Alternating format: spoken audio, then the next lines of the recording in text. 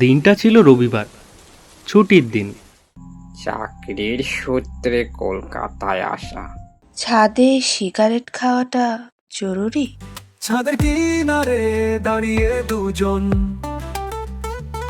ভেজা বাতাসে বাঁধি প্রেমের বাঁধন। বিশ্ব, হঠাৎ যদি আমি মরে তোমার সামনে এসে দাঁড়াই, তাহলে তুমি ভয় পাবে?